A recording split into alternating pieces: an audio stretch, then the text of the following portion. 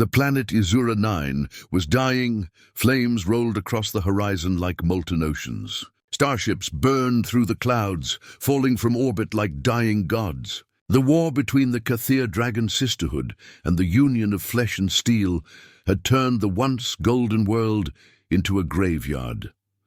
And in the middle of that burning wasteland, a single human sat beneath the wreckage of a battle mech, trying to breathe through the smoke. His name was Mech Carter, an engineer, not a soldier, definitely not a hero. He had been sent to Izura 9 to repair Union machines, but when the orbital bombardment began, his unit was wiped out in seconds. Now he was the only heartbeat in miles. "Status check," he whispered into the broken comm. "Static, then nothing," he exhaled slowly. "Okay, alone again, that's normal." Mech wasn't brave. He wasn't built for war. But he was human, and that meant something in the galaxy. Humans were the strange ones, the unpredictable species that laughed during chaos and built friendship out of disaster. The galaxy didn't know what to do with them, which is exactly why humanity had survived this long.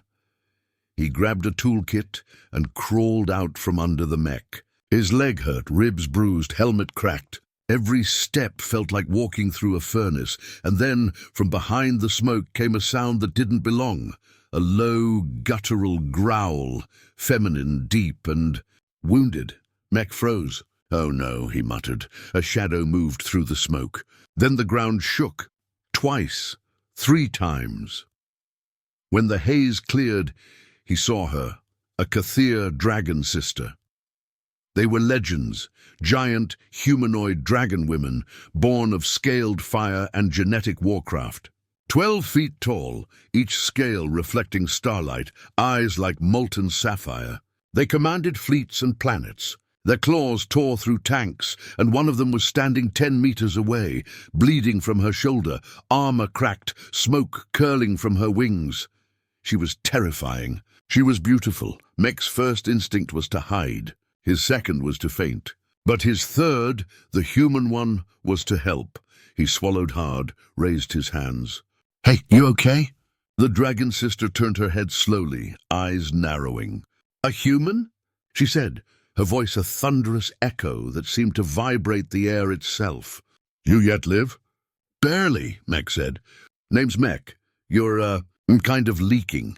Her eyes flicked to the wound in her side, where blue fire bled between scales. She snorted smoke. "Your species still jokes in death. Strange. Helps with the panic," Mech replied, kneeling carefully beside a ruined med crate. He pulled out a can of synth foam and looked up at her.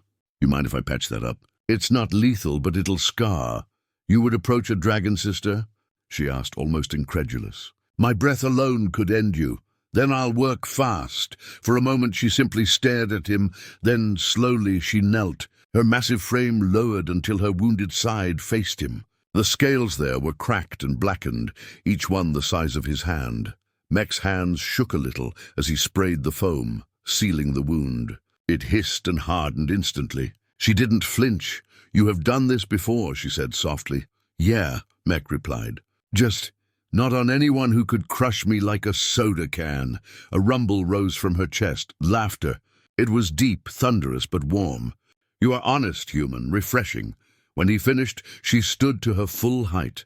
The ground trembled. "You saved my life," she said. "For that I will not end yours." "Well, that's nice," Mech said. "Appreciate it." Then she tilted her head. Her eyes studied him in a way that made him sweat. "You are male," she said. Yeah, virgin," he blinked. "Excuse me?" "You're sent," she said matter-of-factly. "Unmated, untouched. It is curious. Wow, that's personal. And weird." She exhaled smoke again, something between amusement and melancholy. Then, almost to herself, she murmured, "I have not had intercourse in 16 months. Mech's brain short-circuited. "That's, interesting." "Our species bonds through combat and breath," she continued, ignoring his stammering. "But the war leaves no time for either. I am alone." Her voice softened, the kind of softness that broke hearts, even in monsters. Mech looked at her, at the cracks in her armor, the weariness in her stance. She wasn't a goddess of war right now. She was just someone who'd lost too much. He hesitated. You know, he said finally, humans get lonely too. We just hide it better. She looked down at him, her enormous eyes glowing faintly. You hide many things, small one, he shrugged. Keeps us alive.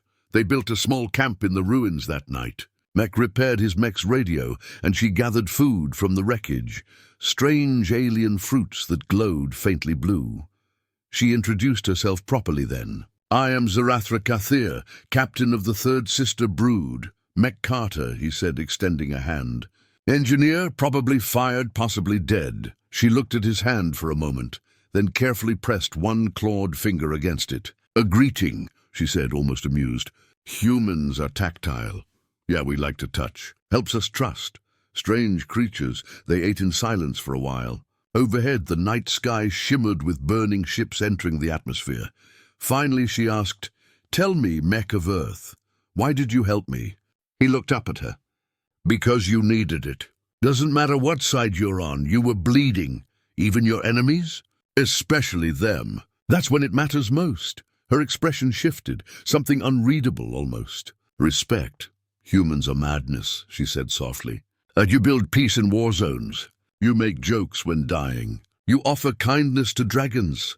Yeah, we're weird like that. Morning came. The air smelled of ash and ozone. Zarathra stood at the edge of the cliff, wings half spread, watching the sunrise. Mech joined her, blinking against the golden light.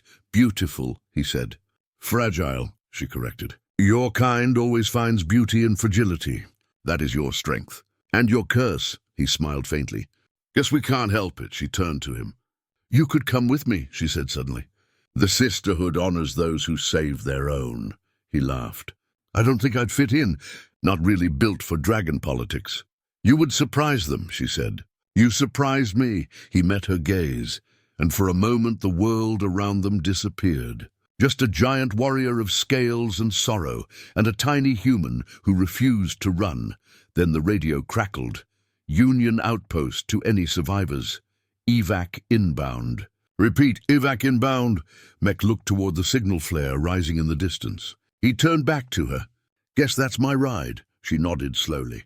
Then this is farewell, Mech of Earth. He hesitated. Will we meet again? Perhaps. If the stars will it, he grinned. That's not very comforting. Neither is life, she replied. But there was warmth in her voice. As the dropship descended, Mech turned to leave, but Zarathra knelt one last time, lowering her head until her eyes met his. Tell your kind this, she said. The Katha sisters once saw humanity as vermin. Now I have seen its heart. It beats loud even in fear. It deserves the stars, he swallowed hard. I'll tell them. She smiled, a fierce, beautiful curve of her scaled lips. Then she leaned closer, exhaling a soft plume of heat across his cheek. A kiss, she said. In my culture, that is how warriors part, Mech blinked. That's not literally. Her laughter shook the air again. Stay alive, little human. And with that, she spread her massive wings and launched into the sky, rising through the smoke like a comet. Mech watched until she vanished among the stars, then whispered, almost to himself, 16 months, huh? Guess I should start working on my confidence. He climbed aboard the evac ship. As it lifted off, he looked out the window at the world below, and for the first time since the war began, he smiled, because somewhere out there, among the dragons and dying stars, was someone who remembered him, and that was enough.